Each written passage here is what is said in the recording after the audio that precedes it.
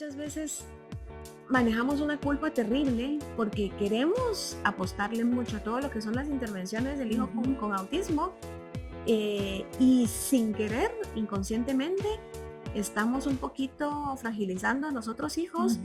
Es como un tornillo que está trabado y no pasa.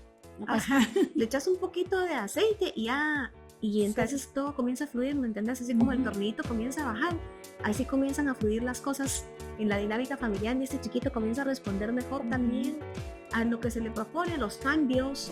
Y realmente sí se ve el trabajo de las mamás en esto, o sea, felicitaciones porque les abren el camino, es como el primer hijo, ustedes, o sea, les abren el camino a los que vienen atrás.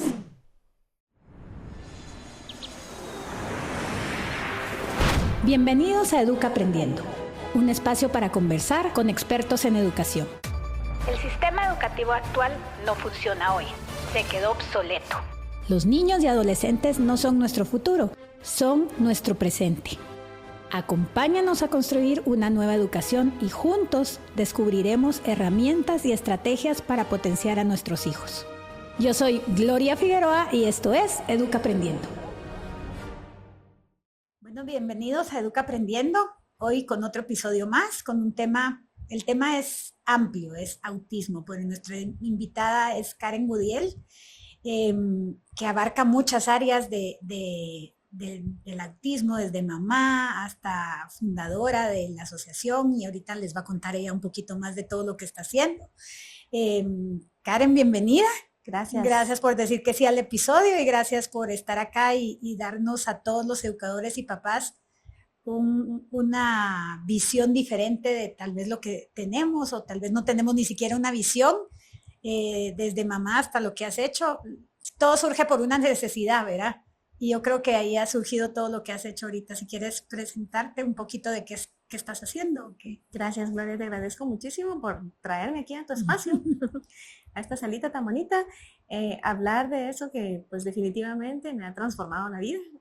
Hace 26 años vino a mi vida una criaturita que 4 años después fue diagnosticado con autismo. En aquel momento era muy difícil llegar a un diagnóstico en Guatemala, eran muy pocos los profesionales que estaban trabajando en el tema. De hecho, para mí fue un largo peregrinaje, pero definitivamente me cambió la vida, me hizo conocer personas maravillosas con las que pudimos caminar de la mano para hacer cosas, no solo para resolver un poquito lo que más nos surgía en ese momento para nuestros hijos, sino que también para poder ayudar a otros. Entonces sí, como tú decís, hemos trabajado arduamente tratando de equiparnos y equipar a otros padres, tratando de desarrollar servicios también que puedan acompañarlos, ¿no? Acompañar a las familias y también desarrollar destrezas en los chiquillos para que puedan participar más activamente en la sociedad. Fundamos la Asociación Guatemalteca por el Autismo, tiene 12 años de estar existiendo. Para cuando esto lo hicimos ya mi hijo tenía 13 años. Y pues recientemente también me acabo de certificar como este modelo se llama Relationship Development Intervention, RDI. Es un modelo que tiene 30 años de existir, fue creado en Houston, Texas, por el doctor Steven Gottstein y su esposa Rachel Shilley, y lo que hace esto es potenciar las destrezas de los papás para poder ayudar a sus hijos en el desarrollo integral, pero principalmente... O sea, trabajan con los papás. Se trabaja con los papás. Me encanta. En efecto, el trabajo es directamente con los papás para que ellos redescubran cuáles son esos elementos que tienen para realmente guiar a sus hijos, que en un contexto natural, en chiquitos que no tienen ningún diagnóstico, se da de forma muy natural y espontánea, de una forma muy espontánea. En cambio, cuando hay un diagnóstico y cuando hay un niño que aparentemente no responde a las propuestas del papá, precisamente por lo que impone el autismo, entonces los papás tendemos a volvernos muy observadores, nos retraemos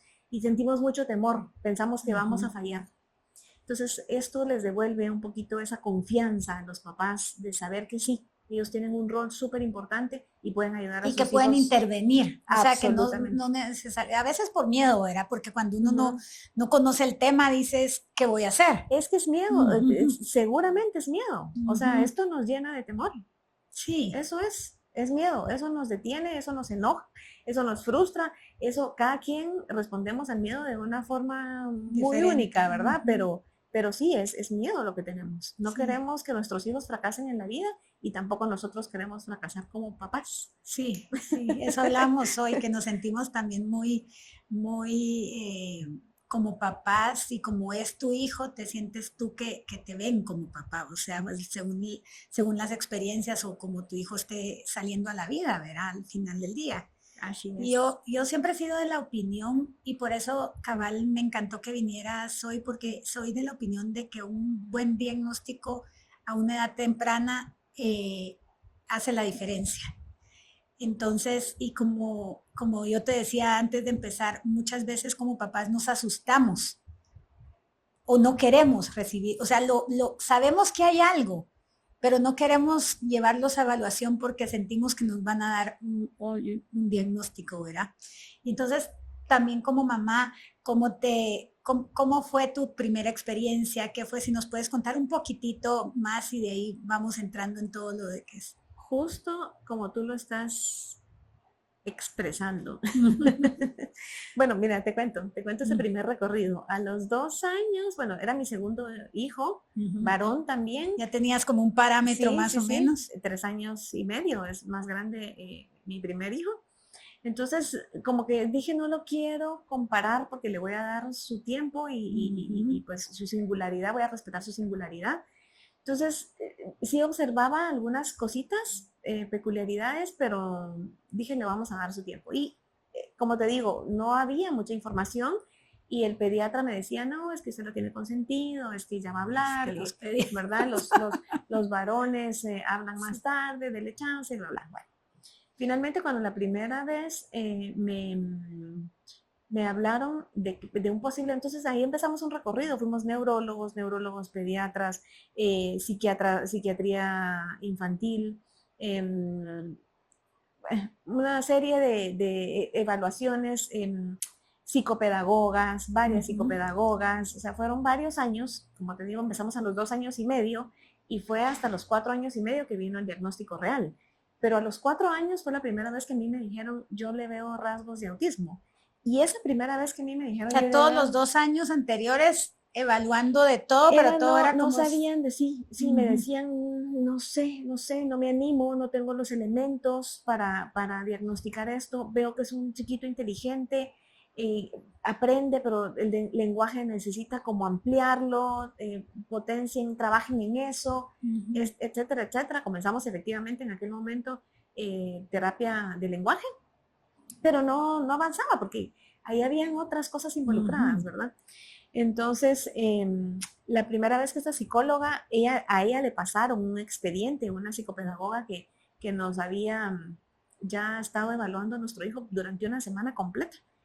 Y ella solo se sienta, estábamos en una salita así, y íbamos con mi hijo, y ella se sienta y le ofrece tenía un dulcerito con unas cerecitas. Y le ofrece así, y este chiquito pues estaba totalmente en lo suyo, ¿verdad? Ni voltea a ver, no se conecta para nada con ella, y ella lo regresa, lo pone... Esta fue la psicopedagoga. Esta fue una psicóloga. Ah, la psicóloga. Pone la dulcerita en la mesa y se sienta, abre el expediente y dice, yo veo rasgos de autismo. O sea, ese era el primer encuentro con mi hijo. Pero cuando dijo eso, yo dije, esta mujer tiene que estar loca. Yo dije, ya está loca. ¿Cómo se permite? Porque en esa época encima no estaba tan a la luz como ahorita. No, por supuesto, ni siquiera lo ha visto. Eso fue lo que a mí me ofendió. Ella se estaba basando obviamente en el expediente que le habían pasado, pero no lo conocía. A mí eso me pareció una ofensa, una falta de respeto. Sentí espantoso. Me fui a buscar el único libro que conseguí en una librería que se llamaba Niños Autistas, todavía anda por ahí, es un libro así súper grueso, y me puse a leerlo. Ella nos recomendó que hiciéramos una evaluación en el Instituto Neurológico, y en ese momento llamamos y el Instituto Neurológico nos dijo, nosotros no tenemos evaluaciones para autismo. O sea, en esa época no había. Nos mandaron con un psicólogo, un profesional que parecía ser el único que la gente conocía. Y hicimos cita y nos dio cita como 3 meses después. Entonces, bueno, mientras eso pasaba, yo me devoré ese libro, ahí hice como mi primer checklist, ¿verdad? Esto sí, esto no, esto sí, esto no, pero estaba en una total resistencia. Yo estaba en una total resistencia. Hasta que... Sí, cuando más o menos uno le pone no, porque... Sí, el papá estaba más abierto a la idea. De verdad. El papá estaba más... sí, veamos, busquemos esa evaluación. Sí, yo veo que esto no va a ser fácil, decía él, ¿verdad? Yo veo que va a haber algo aquí que no va a ser sencillo. Y bueno, finalmente encontramos a un grupo de madres por una coincidencia en una cita también del pediátrica, pero con otro pediatra, porque no estaba el que nos atendía siempre, en donde el hijo de un colega también tenía autismo y ellos estaban trayendo a una profesional de Venezuela que tenía muchos años de estar trabajando en el tema y me pusieron, justo estaba en Guatemala, o sea, en ese momento ella estaba en Guatemala. Esas son las causalidades. Ajá, y me dijeron que podemos conseguir una cita, voy a llamar a mi esposa. Y llama a la esposa y la esposa me dice, por supuesto que sí, yo le consigo una cita. Me consigue una cita y a los pocos días ella estuvo en mi casa. Creo que ese es mi pediatra. Estuvo todo el día ahí con nosotros, la fuimos a traer y todo. Y ya, ahí ya nuestro corazón estaba más preparado y ella tenía todos los elementos para realmente dar ese tipo de diagnóstico. Sí, era una persona que sabíamos que sabía lo que estaba hablando y además también ella había tratado con tantas familias que nos trató con ternura. Y es que yo siento que eso también necesitamos, si empezamos un diagnóstico, otras familias que ya les haya pasado. O sea, eso te da eso te da paz. Absolutamente, sí, saber que hay otras familias, que hay rutas para resolver esto. Y que cada día les más. Han funcionado, qué les ha funcionado, qué no les ha funcionado. Y no lo mismo les funciona a todos, pero por lo menos tener ese parámetro para estar ahí rebotando ideas, rebotando opciones. Bueno, y te dieron el diagnóstico y entonces empezar. Entonces nos dieron el diagnóstico y lo maravilloso de esto también es no solo que nos daban el diagnóstico, sino que nos daba una ruta. Entonces ella venía cada 6 meses, el grupo nosotros nos adherimos a este grupo de familias y cada 6 meses la traíamos y ella estaba entrenando a terapeutas que solían ser o psicólogas jovencitas o educadoras especiales para atender a estos chiquitos para que ellas se quedaran dando las terapias, como por ejemplo. Ajá.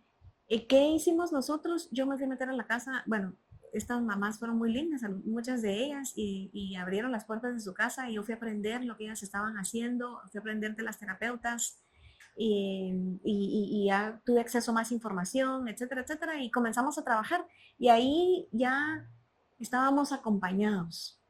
Eso marcó una gran diferencia, sentirnos acompañados y saber qué hacer, cómo podemos ayudar a esta criatura. Y de dónde partir y a dónde vamos a llegar y hasta qué podemos esperar, ¿verdad? Correcto. Ahora es un aprendizaje permanente. Como te decía, mi hijo tiene 26 años ya, y cada etapa tiene sus propios retos, como un chico neurotípico, como los llamamos, también tiene sus propios retos. Ahora, sí entender que con estas características propias del diagnóstico de autismo, estos muchachos requieren acompañamientos, y acompañamientos muy específicos y también fuertes acompañamientos en algunos casos. Sí, eso también es otra parte importante, porque como que los papás de repente yo he notado que ven que ya están yendo mejor y entonces ya los quieren sacar como de las terapias o de estos acompañamientos porque realmente son niños que siempre van a necesitar, bueno, de casos a casos, ¿verdad? Pero regularmente necesitan a alguien. Es que hay desgaste, esa es la verdad, hay desgaste en todos los sentidos. Al principio, tú tienes razón, los papás, hay una necesidad fuerte de resolver. Entonces vamos a donde sea. Pero no es algo que se les vaya a quitar. Exacto. Entonces cuando te das Pero los papás se cansan de ir de terapia en terapia. Los papás se cansan, el bolsillo se cansa.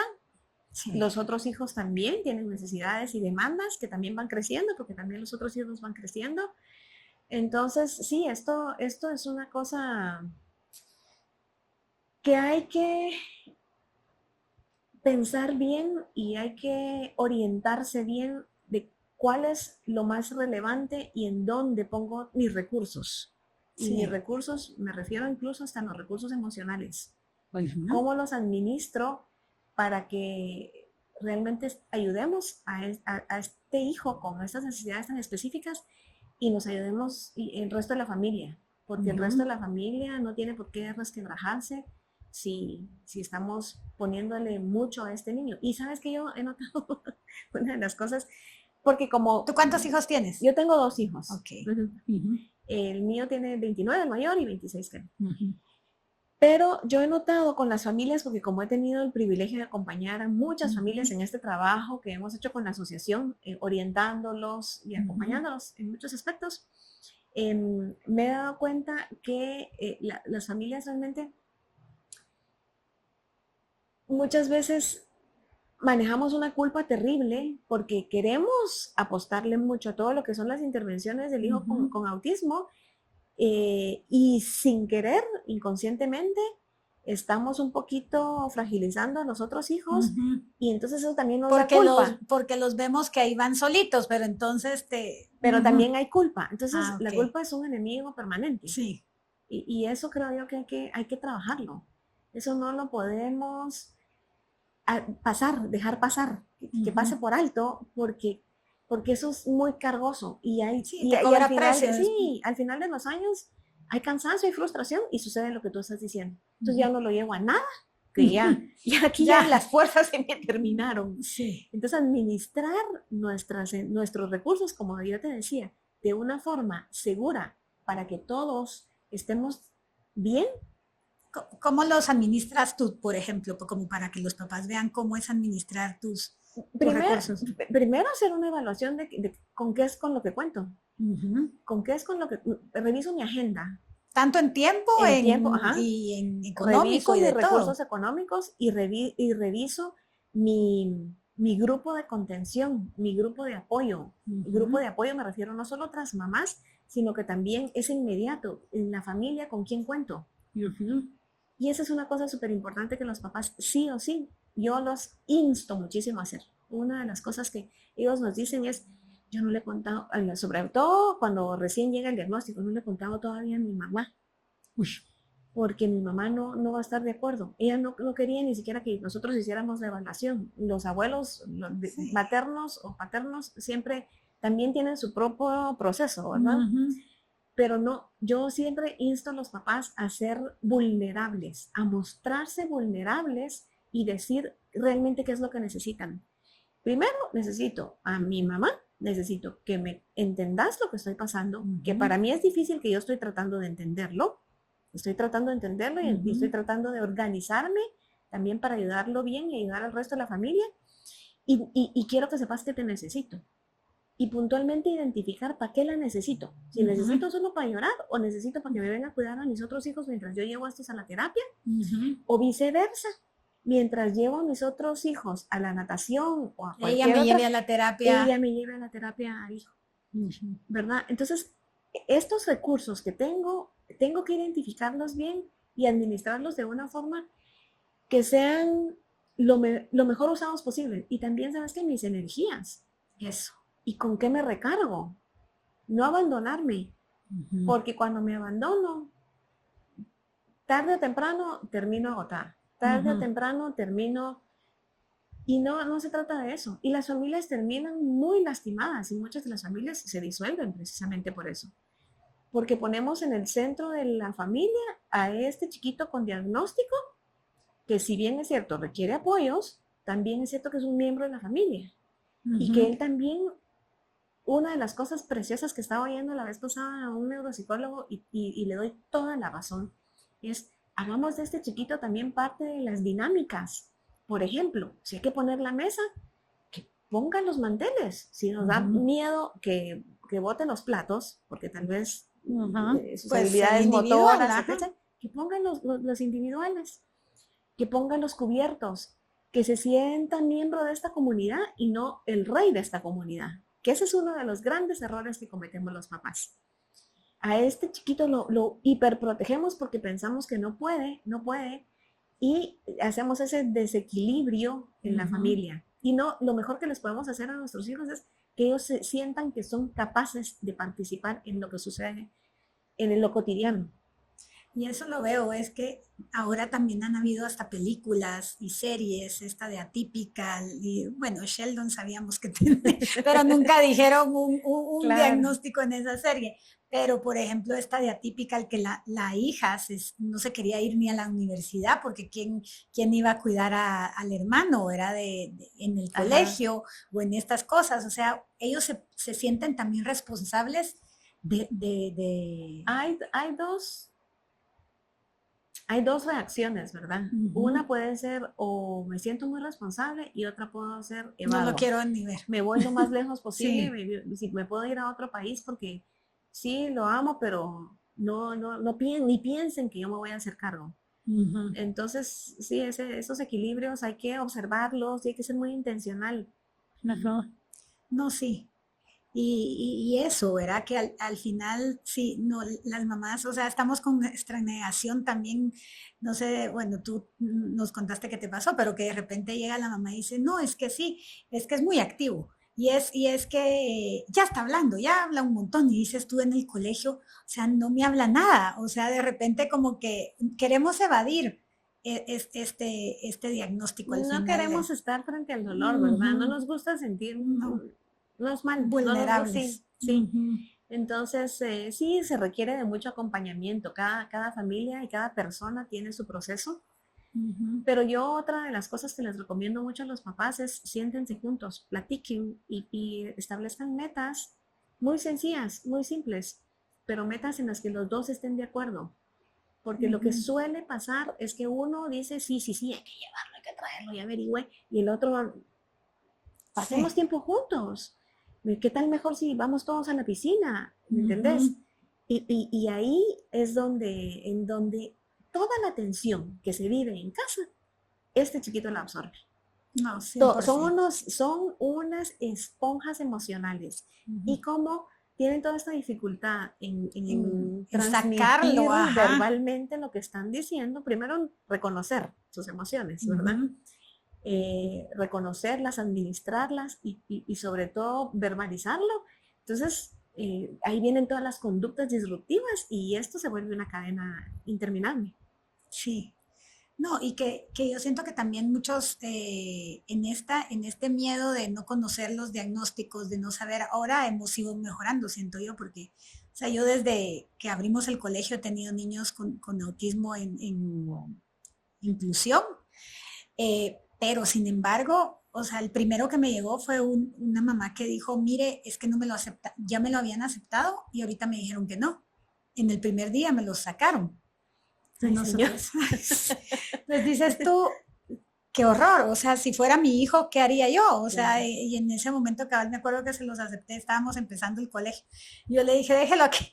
Y encima de todo, mis socias, pero ¿y qué te pasa? O sea, tú sabes qué vas a hacer. Sí. Yo doy ahorita yo soy la que doy las clases Montessori, o sea, yo veré qué hago. Uh-huh. Y la verdad es que no, o sea, tenía sus comportamientos de abrir y cerrar la puerta, o sea, como que porque tampoco tenía un diagnóstico, la mamá tampoco sabía por qué no se lo habían dejado de hacer. Sí, y entonces después decirle a la mamá, mire, le tiene que hacer una evaluación, fue otra cosa, es otro reto, sí, es otro reto. Y sí, ¿no? Y hemos tenido niños que nos sacan del colegio cuando les pedimos que vayan a hacer un par en todos estos 24 años, creo que no es tanto, pero sí los papás como que no lo quieren ver, ¿verdad? A veces no lo queremos ver, como no queremos ver otras cosas, o sea, no solo un diagnóstico, sino que muchas cosas en nuestra vida. Ahora, una de las cosas, aprovechando que estás diciendo eso, yo sí, me imagino que muchas familias te miran, y yo sí creo que una de las cosas que tenemos que tener clara es que un diagnóstico temprano lo que nos dicta y nos determina es una forma de intervenir, cómo apoyar a esta persona. Un camino. Ajá, no es que lo estamos etiquetando. No lo estamos etiquetando para hacerle daño a nadie, no, todo lo contrario. Sí. Un diagnóstico temprano puede marcar una gran diferencia en el pronóstico de este chiquito. ¿Cómo va a funcionar de aquí a algunos años? Si lo comenzamos a ayudar tempranamente, pero para eso necesitamos, un diagnóstico temprano y no resistirnos. Sí, yo creo que esa es la parte que yo he sentido que cuando ya lo aceptan, todo fluye. Sí, correcto. ¿Verdad? Sí. O sea, es la parte de entre que lo acepto y no lo acepto, que es donde está el estrés y todo lo demás. Y realmente, como les digo, o sea, al final es como que necesitara alguna ayuda diferente, o sea, como los que tienen dislexia, como los que tienen, o sea, es exactamente lo mismo, no hay que verlos diferentes, ni mucho menos, porque entre los mismos niños no se ven diferentes. Fíjate que es curioso porque cuando hablamos de autismo es como muy romántico, ¿verdad? O sea, hablamos de autismo y pensamos justo en las películas y es que son genios y es que tienen habilidades, bueno, no y súper así. Pero eso es lo que está en el imaginario, ¿verdad? Tienen súper habilidades y pero cuando te llega o se acerca el diagnóstico a la casa, ahí hay una resistencia. Eso no lo quiero yo, ¿verdad? Entonces es curioso, pero sí, yo creo que es precisamente porque el autismo es difícil de explicar, por lo tanto es muy difícil de entender y como sabemos, cada uno tiene su propia forma de funcionar, aunque las mismas áreas del desarrollo sean las que estén involucradas, cada uno tiene su propia forma de funcionar y también está muy influenciado por lo que está sucediendo a su alrededor, sí o sí. O sea, eso es... Definitivamente. Aunque la gente crea que porque hay este mito de que como no conectan con la otra persona, no están sintiendo. No, eso es un gran mito, como tú lo acabas de decir. No, y eso ni hay ni que pensarlo, porque todo lo contrario. Todo lo contrario. Todo lo que está sucediendo alrededor de ellos está impactando muchísimo. Es como lo que tú acabas de decir, una vez aceptan los papás, yo siempre... A mí en la cabeza siempre, y así se los digo un poquito a veces a mis papás cuando platicamos allá, es como un tornillo que está trabado y no pasa. Le echas un poquito de aceite y entonces todo comienza a fluir, ¿me entiendes? Así como el tornillito comienza a bajar, así comienzan a fluir las cosas en la dinámica familiar y este chiquito comienza a responder mejor también a lo que se le propone, a los cambios. Porque sí, el autismo supone muchos cambios y ya sabemos ahora y lo tenemos claro, menos mal, y espero que quienes todavía no, cuando escuchen esto, le pongan un poquito de atención. El tema de una nutrición balanceada, saludable, libre de muchos químicos, de grandes cantidades de azúcar y muchas veces hay que eliminar algunas cositas también que son contaminantes porque son muy vulnerables. Los chiquitos con autismo son muy vulnerables a muchas cosas, a muchos componentes en los alimentos. Colorantes, hay que tener azúcar, ojo, hay que ponerle atención a eso, porque van a responder mucho mejor a la escuela, a la interacción con otros, a las intervenciones terapéuticas, si hay un equilibrio en su salud y en su nutrición. No, si hasta los niños que no tienen ningún diagnóstico les das azúcar, imagínate cómo se ponen, y un niño más vulnerable, o sea, total.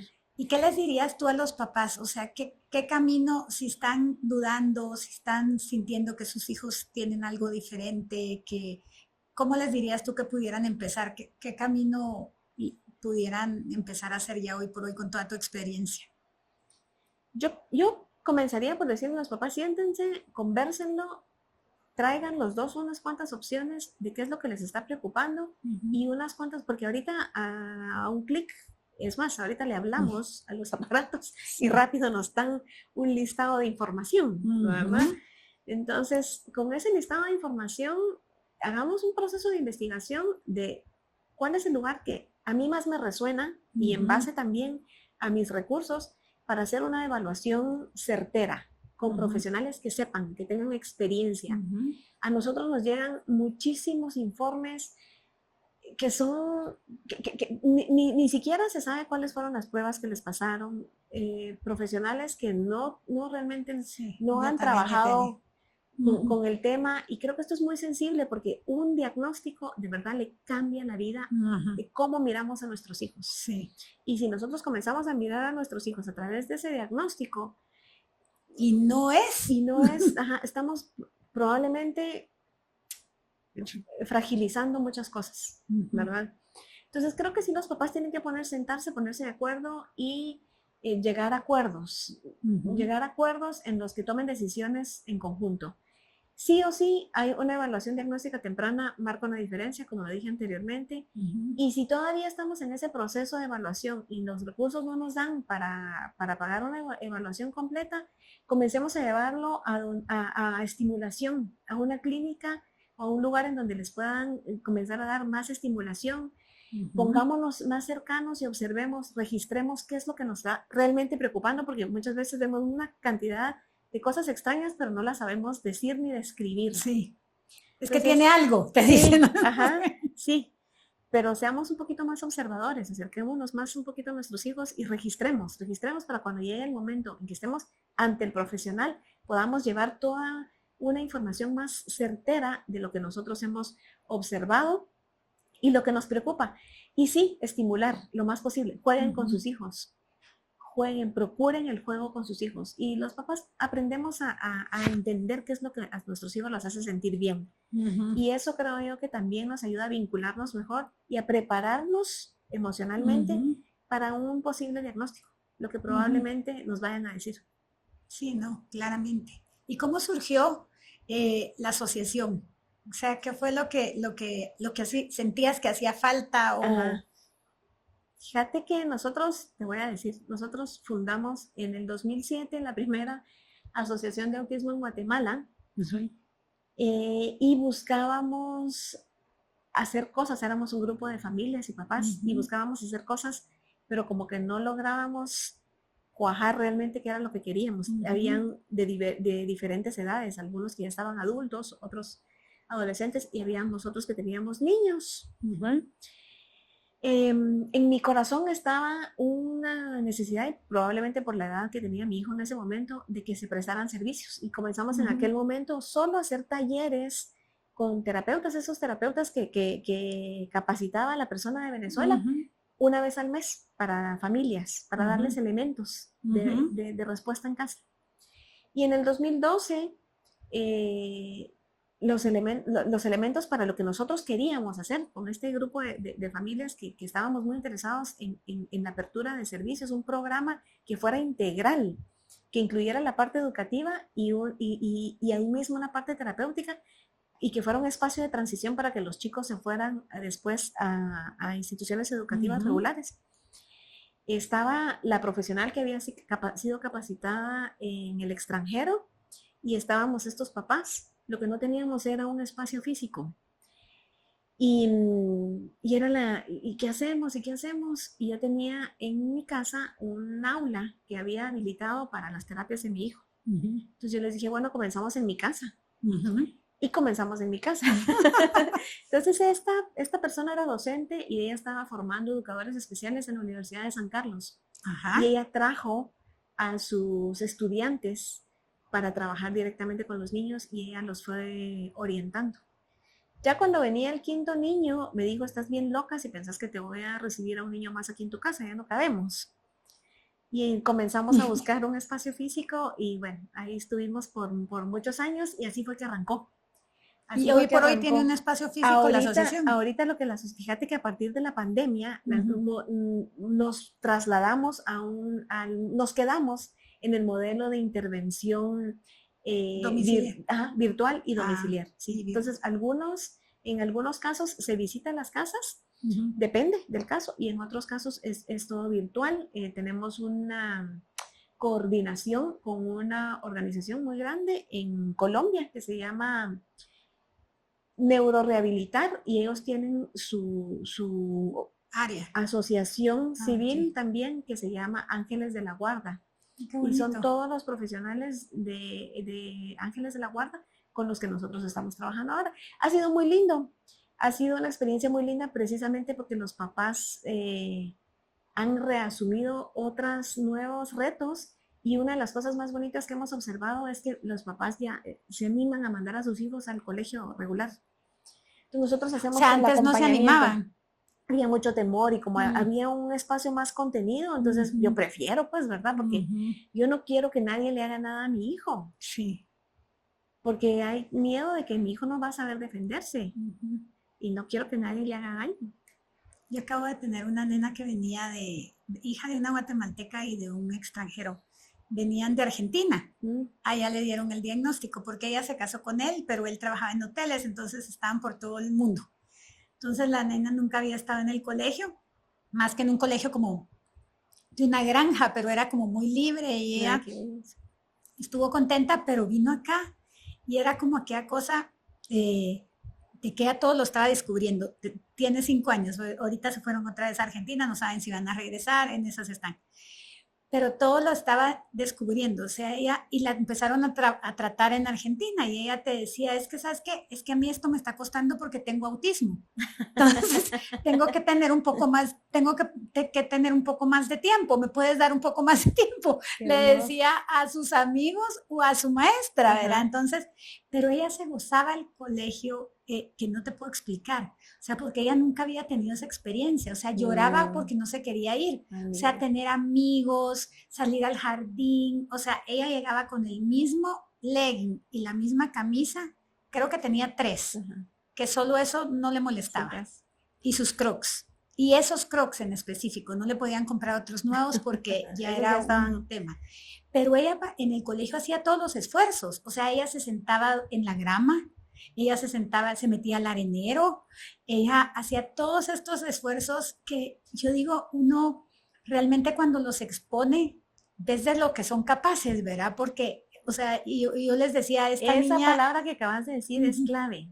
Exponerlos, darles la oportunidad de, si exponerlos nos parece así como muy atrevido, darles la oportunidad de, porque cuando tienen esa oportunidad pueden aprender muchas cosas y pueden disfrutar de muchas cosas. Sí, en el colegio de mi hija también hubo esta Isa Herrera que dio el TikTok.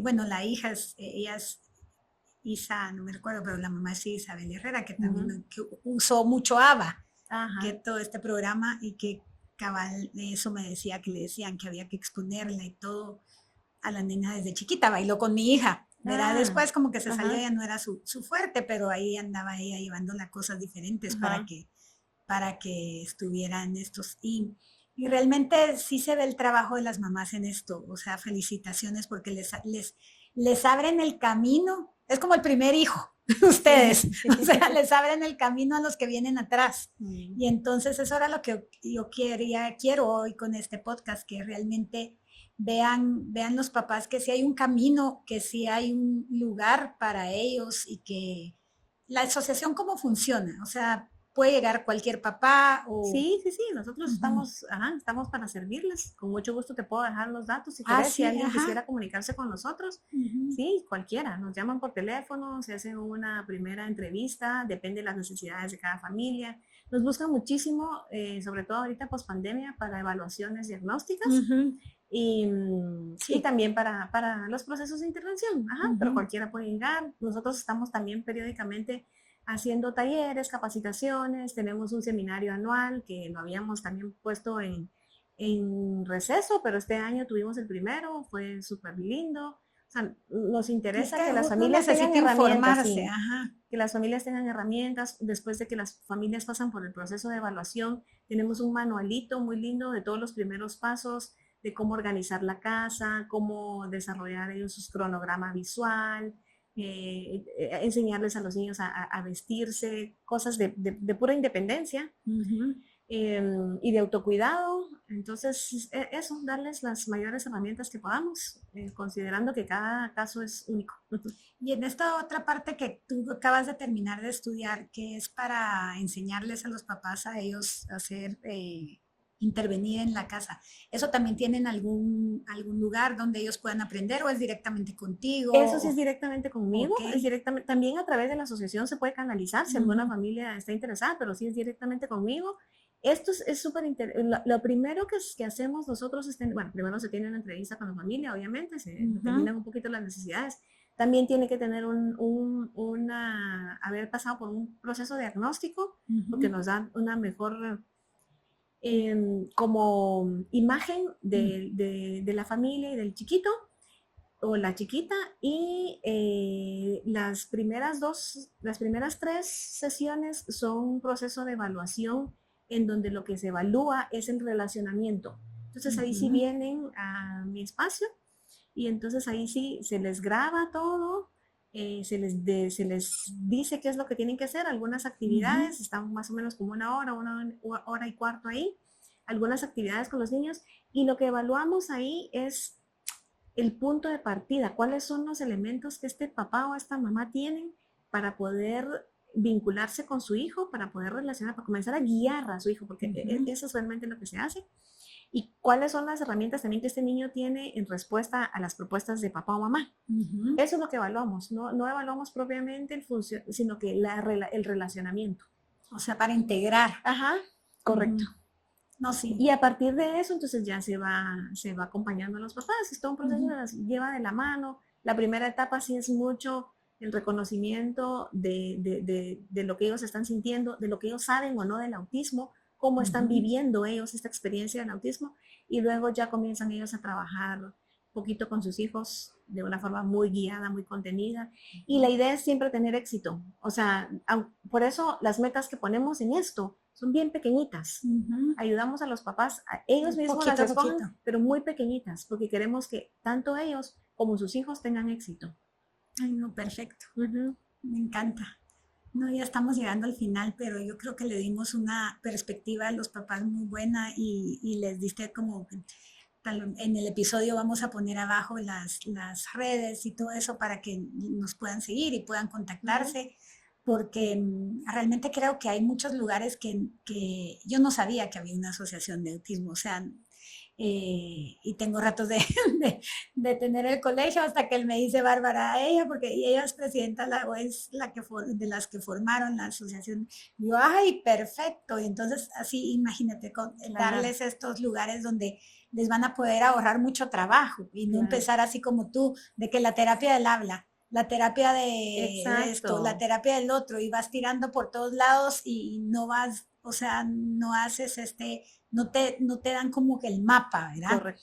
Entonces sí es súper importante, y no sé qué les quisieras dejar a los papás ahorita para terminar el programa, qué les quisieras decir. Pues bueno, yo una de las cosas que les digo a los papás es que la tendencia es hacer muchas cosas por y para nuestros hijos. Y creo que una de las cosas importantes que tenemos que tomar en cuenta nosotros como padres es hacer cosas y estar con nuestros hijos. No tanto por y para, sino con ellos. Eso puede marcar una gran diferencia en cómo vayamos transitando esta experiencia. Nuestros hijos también merecen esta conexión, que sea una conexión real, que sea una conexión que realmente nos ayuda a entender que hay entre nosotros esa relación de papá y mamá, y que dejemos de verlos a través de un diagnóstico. Sí, que los papás tendemos nos queremos convertir en terapeutas, y eso no va a existir. Sí, no vamos a ser terapeutas de nuestros hijos, necesitamos relacionarnos con ellos. Porque aparte los tenemos 24/7. Correcto, correcto. Sí. Bueno, busquemos la relación, más que irles resolviendo todo, ¿verdad? Al final del día, que igual no lo vamos a poder hacer, pero y me gustó también que dijeras mucho la comunicación de mamá y papá, que yo creo que eso es súper importante. Y yo estoy convencidísima que eso los va a ayudar a los papás a ir resolviendo mejor, resolviendo mucho mejor, porque cada quien maneja este proceso de una forma muy única, basado en lo que cada quien es. Pero cuando los dos ponemos sobre la mesa nuestra fragilidad, nuestros temores, podemos realmente entender que este está sufriendo, parece enojado y parece ausente, pero lo que tiene es también tiene miedo, hasta así como yo. Entonces, pongámonos de acuerdo, y ese ponernos de acuerdo puede marcar una gran diferencia. Tal vez ninguno de los dos va a ganar, eso es entenderlo. Sí. Vamos a ganar todos. Eso es lo que se busca. Pues muchas gracias, Karen. Aquí nosotros, gracias a todos los que vieron hoy Educa Aprendiendo, y pues si saben que a alguien le puede interesar este episodio, por favor, compartan.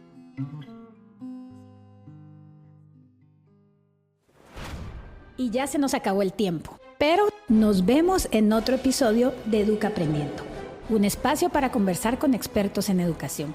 Y por favor, comparte este episodio con otros papás que quieran descubrir herramientas y estrategias para potenciar a sus hijos. Suscríbete hoy en Spotify, Apple Podcast o en tu aplicación favorita para escuchar tus podcasts. Y activa la campanita para que te avise cuando tengamos un episodio nuevo. No se te olvide seguirnos en todas nuestras redes sociales como Colegio Taix Plus y @Gloria de Figueroa. Hasta pronto.